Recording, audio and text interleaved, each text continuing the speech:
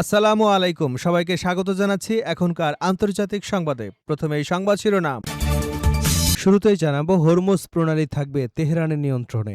যুক্তরাষ্ট্র ও ইসরায়েলের সঙ্গে যুদ্ধ পরবর্তী আলোচনার পর ইরানের প্রধান আলোচক মোহাম্মদ বাঘের গালিবাব ঘোষণা দিয়েছেন, কৌশলগতভাবে গুরুত্বপূর্ণ হরমুজ প্রণালীর প্রশাসনিক নিয়ন্ত্রণ তেহরানের হাতেই থাকবে।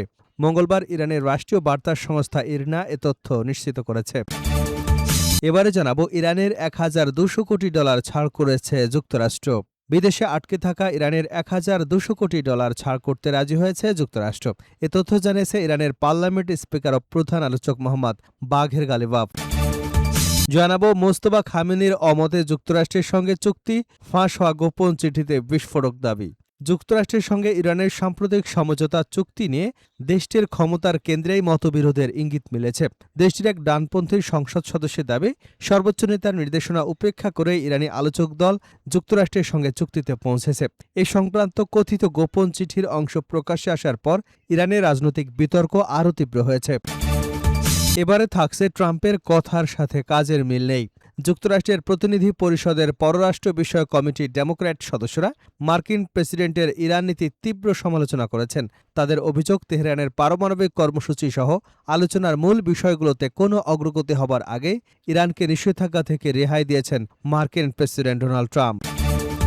জানিয়ে দেব, মিয়ানমারে নির্বাচনের আড়ালে সহিংসতা, সেনাবাহিনীর হাতে নিহত শত শত মানুষ। গত বছরের নির্বাচনকে ঘিরে 6 মাসে দক্ষিণ পূর্ব এশিয়ার দেশ মিয়ানমারের সেনাবাহিনীর হাতে 700 জনেরও বেশি বেসামরিক মানুষ নিহত হয়েছে বলে জানিয়েছে জাতিসংঘ। নিহতদের মধ্যে নারী শিশুর সংখ্যা উল্লেখযোগ্য। এবং সর্বশেষ জানাবো, কাতারে বিস্ফোরণ, 13 জন নিহতের সবাই ভারত ও পাকিস্তানের। কাতারের বৃহত্তম গ্যাস প্রক্রিয়াকরণ কেন্দ্র রাস লাফান শিল্পাঞ্চলের একটি গ্যাস স্থাপনায় ভয়াবহ বিস্ফোরণে অন্তত 13 জন ভারতীয় ও পাকিস্তানি শ্রমিক নিহত হয়েছেন। এ ঘটনায় আহত হয়েছেন আরও 66 জন। বিস্ফোরণের পরপরই আগুন ছড়িয়ে পড়ে এবং জরুরি উদ্ধারকারী দল ঘটনাস্থলে পৌঁছে আগুন নিয়ন্ত্রণে চেষ্টা চালায়। এতক্ষণ শুনছিলেন সংবাদ শিরোনাম, এখন বিস্তারিত। তার আগে আপনি যদি ইরানের পক্ষে থাকেন তাহলে চ্যানেলটি সাবস্ক্রাইব করে ভিডিওতে একটি লাইক দিন আর কমেন্টসে লিখুন স্ট্যান্ড উইথ ইরান। হরমুজ প্রণালী থাকবে তেহরানের নিয়ন্ত্রণে। যুক্তরাষ্ট্র ইসরায়েলের সঙ্গে যুদ্ধ পরবর্তী আলোচনার পর ইরানের প্রধান আলোচক মোহাম্মদ বাঘের গালিবাব ঘোষণা দিয়েছেন, কৌশলগতভাবে গুরুত্বপূর্ণ হরমুজ প্রণালীর প্রশাসনিক নিয়ন্ত্রণ তেহরানের হাতেই থাকবে। মঙ্গলবার ইরানের রাষ্ট্রীয় বার্তা সংস্থা ইরনা এ তথ্য নিশ্চিত করেছে। গালিবাব বলেছেন, হরমুজ প্রণালী আর কখনোই যুদ্ধপূর্ব অবস্থায় ফিরে যাবে না। আন্তর্জাতিক আইন অনুযায়ী এই গুরুত্বপূর্ণ নৌপথের প্রশাসনিক পরিচালনা ইসলামী প্রজাতন্ত্র ইরানের অধীনেই থাকবে। এদিকে মধ্যস্থতাকারীরা জানিয়েছেন, সোমবার ইরান এবং যুক্তরাষ্ট্র হরমুজ প্রণালী উন্মুক্ত রাখা এবং লেবাননে চলমান সংঘাত নিরসনে একটি স্থায়ী যোগাযোগ ব্যবস্থা গড়ে তুলতে নীতিগতভাবে সম্মত হয়েছে। সুইজারল্যান্ডে অনুষ্ঠিত প্রথম দফার আলোচনায় মধ্যপ্রাচ্য জুড়ে ছড়িয়ে পড়া সংঘাত বন্ধের উপায় নিয়েও আলোচনা হয়। সুইজারল্যান্ডের আলোচনা শেষে দেশে ফেরার পথে গালিবাব বলেন, বৈঠকে উল্লেখযোগ্য অগ্রগতি হয়েছে, বিশেষ করে হরমুজ প্রণালী, লেবাননের পরিস্থিতি, তেল খাতে নিষেধাজ্ঞা শিথিল এবং জব্দ করা অর্থ ছাড়ের বিষয়ে ইতিবাচক অগ্রগতি অর্জিত হয়েছে। গালিবাবের প্রকাশিত এক ভিডিও বার্তায় তিনি বলেন, এই সফরে আমরা গুরুত্বপূর্ণ কিছু অগ্রগতি অর্জন করেছি, তবে আমরা এখনও প্রক্রিয়ার একেবারে শুরুর দিকে রয়েছি। সামনে আরও অনেক কাজ বাকি রয়েছে। সুইজারল্যান্ডে অনুষ্ঠিত বৈঠকের পর মার্কিন vice president J D Vance জানান, তেহরান জাতিসংঘের পারমাণবিক পরিদর্শকদের পুনরায় ইরানে কাজ করবার অনুমতি দিতে সম্মত হয়েছেন। এর পরপরই ইরানের তেল খাতের উপর আরোপিত কিছু মার্কিন নিষেধাজ্ঞা সাময়িকভাবে স্থগিত করা হয়। চুক্তির আওতায় ইরান সীমিত পরিসরে নিষেধাজ্ঞা শিথিলের সুবিধা পাবে। পাশাপাশি দেশটির স্থগিত বা জব্দ থাকা কিছু সম্পদও অবমুক্ত করবার কথাও রয়েছে। ইরানের রাষ্ট্রীয় গণমাধ্যম জানিয়েছে, সুইজারল্যান্ড সফর শেষে গালিবাব ওমানে সংক্ষিপ্ত সফর করেন। ওমান হরমুজ প্রণালীর তীরবর্তী গুরুত্বপূর্ণ দেশগুলোর একটি।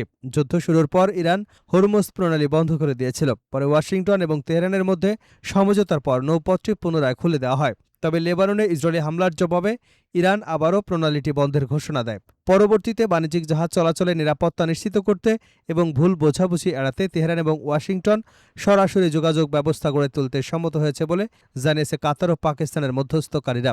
তাদের মতে, হরমুজ প্রণালী দিয়ে বাণিজ্যিক জাহাজের নিরাপদ চলাচল নিশ্চিত করতে উভয় পক্ষ একটি কার্যকর এবং নির্দিষ্ট যোগাযোগ চ্যানেল প্রতিষ্ঠার সিদ্ধান্ত নিয়েছে।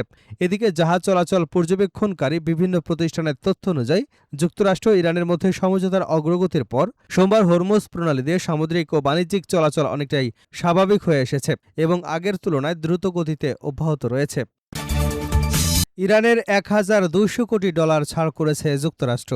বিদেশে আটকে থাকা ইরানের $1,200 কোটি ছাড় করতে রাজি হয়েছে যুক্তরাষ্ট্র। এ তথ্য জানিয়েছেন ইরানের পার্লামেন্ট স্পিকার ও প্রধান আলোচক মোহাম্মদ বাঘের গালিবাফ। তিনি বলেন, সুইজারল্যান্ডে যুক্তরাষ্ট্রের সঙ্গে দীর্ঘ আলোচনার পর এ বিষয়ে সমঝোতা হয়েছে। একই সঙ্গে ইরানের তেল ও পেট্রোকেমিক্যাল পণ্য রপ্তানির উপর কিছু নিষেধাজ্ঞা ও সাময়িকভাবে শিথিল করা হয়েছে। মার্কিন অর্থ মন্ত্রণালয় জানিয়েছে, আগামী 1 আগস্ট পর্যন্ত ইরানের তেল ও পেট্রোকেমিক্যাল পণ্য বিক্রির অনুমতি দেওয়া হয়েছে।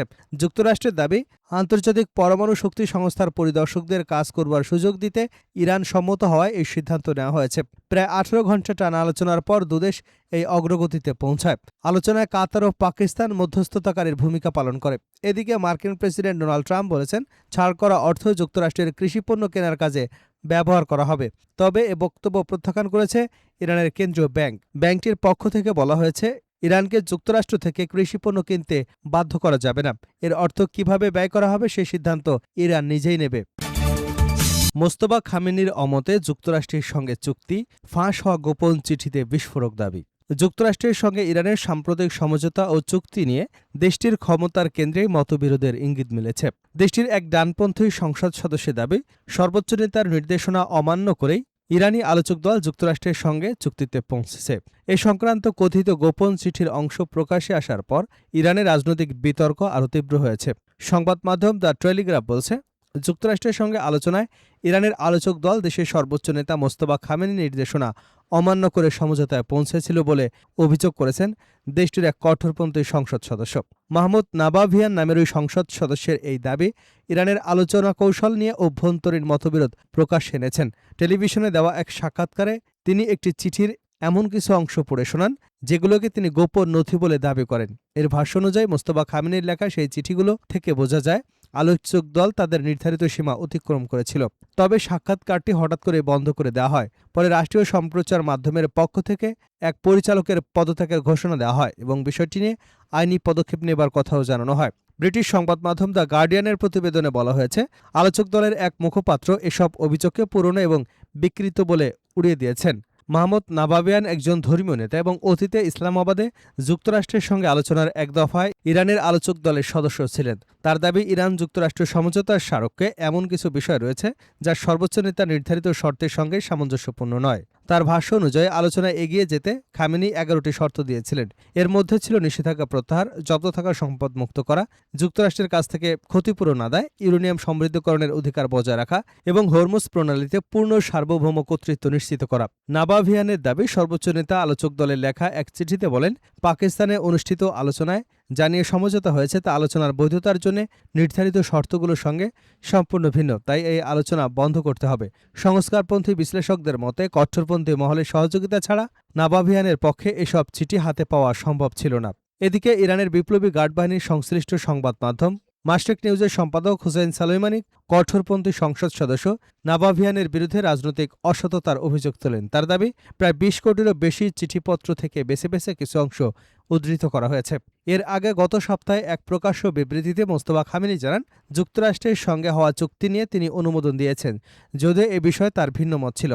তবে সেই ভিন্ন মত কী ছিল সে বিষয়ে তিনি বিস্তারিত কিছু বলেননি। চলতি বছরের মার্চে দায়িত্ব নেবার পর থেকে জনসমক্ষে দেখা না দেওয়া খামেনি বলেন, ইরানের প্রেসিডেন্ট মাসুদ পেজেশকিয়ান তাকে আশ্বস্ত করেছিলেন যে তিনি ইরানি জাতির অধিকার রক্ষা করবেন, আর সেই আশ্বাসের ভিত্তিতেই তিনি চুক্তির বাস্তবায়ন এগিয়ে নিতে অনুমতি দেন। খামেনির দাবি, এই চুক্তি বাস্তবায়নের জন্য ডোনাল্ড ট্রাম্প হতাশা থেকে সব ধরনের চাপ এবং প্রভাব খাটিয়েছেন।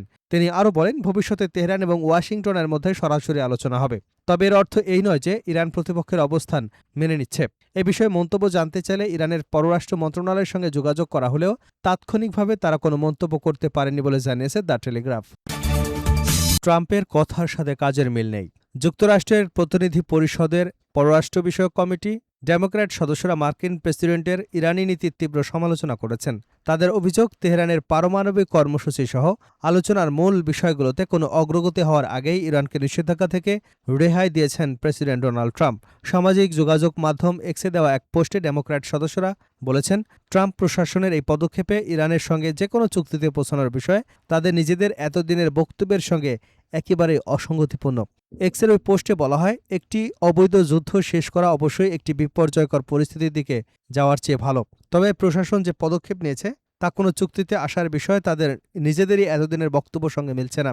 ডেমোক্র্যাট সদস্যরা আরও উল্লেখ করেন, ট্রাম্প প্রশাসনের কর্মকর্তারা বারবার বলছিলেন যে ইরানের পারমাণবিক কর্মসূচি এবং তাদের সমর্থিত সশস্ত্র গোষ্ঠীগুলোর বিষয়ে সমাধানের সঙ্গেই কেবল নিষেধাজ্ঞা প্রত্যাহারের বিষয়টি জড়িত থাকবে, কিন্তু এর কোনোটি এখনও সমাধান করা হয়নি। অথচ ইরান সরকারকে এমন এক ঢালাও নিষেধাজ্ঞার মুক্তি উপহার দেওয়া হয়েছে যা তারা গত কয়েক দশক ধরে স্বপ্ন দেখছিল। এর আগে গত সোমবার যুক্তরাষ্ট্রের ট্রেজারি বিভাগ ইরানের তেল এবং জ্বালানি রপ্তানির উপর থেকে আগামী ২১শে অগাস্ট পর্যন্ত নিষেধাজ্ঞা স্থগিত করে। মার্কিন প্রশাসনের এই সিদ্ধান্তের ফলে গত কয়েক দশকের মধ্যে এই প্রথম ইরান মার্কিন ডলারে তেল বিক্রি করবার সুযোগ পাচ্ছে।